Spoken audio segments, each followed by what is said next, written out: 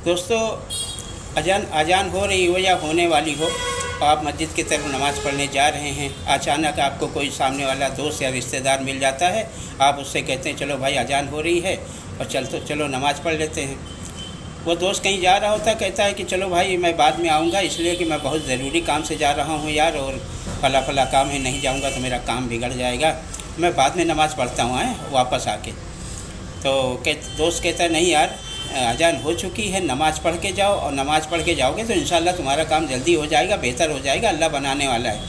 मगर वो नहीं करते करते ज़बरदस्ती वो दोस्त को पकड़ के मस्जिद ले जाता है। वो नमाज़ पढ़ने के लिए जाता है, खड़ा हो जाता है नमाज के लिए, लेकिन उसके दिल में अजीब अजीब ख्याल आता है, मुझे देर हो रही है और मेरा काम ना हुआ तो, मैं देर पे पहुंचा तो,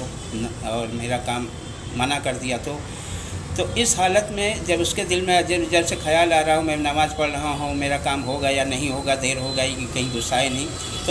तो समझ लो उसकी नमाज नहीं होगी, अल्लाह उसका नमाज नहीं कबूल करेगा, इसलिए कि उसका नमाज में दिल नहीं लगा है।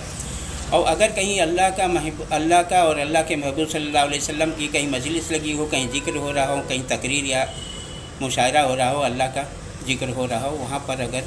2-4 लोग एक आदमी को ज़बरदस्ती पकड़ के ले जाएं, टांग के ले जाएं, रस्सियों से बांध के ले जाएं, और उस महफिल में जो है ले जाने के बाद वो घंटा, आधा घंटा या 2 घंटा उसका अल्लाह के महबूब का बयान सुने, यानी जिक्र सुने, हदीस सुनते हैं या कुरान की बातें सुनते हैं, तो अल्लाह तबारक तआला जल्ले शानो उसको कबूल फरमाएंगे। जब महफिल ख़त्म हो जाएगी तो फरिश्ते जाएंगे अल्लाह के, मतलब वापस जाएंगे जब, तो अल्लाह फरमाएगा ए फरिश्तों कहाँ से आ रहे हो?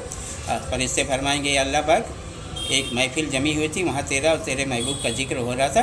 उस महफिल से आ रहे हैं। ऐ फरिश्तों तुम कल गंवा रहना, जो महफिल में शामिल था गंवा रहना, कल क़यामत के दिन मैं उसकी बख्शिश कर दूँगा।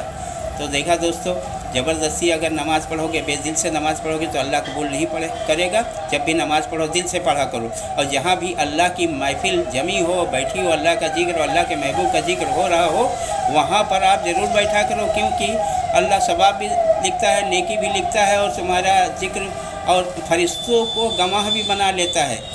और अगर अल्लाह की महफिल में और अल्लाह के महबूब के महफिल में बैठोगे तो अल्लाह पाक जो है उसका अज्र ज़्यादा देगा।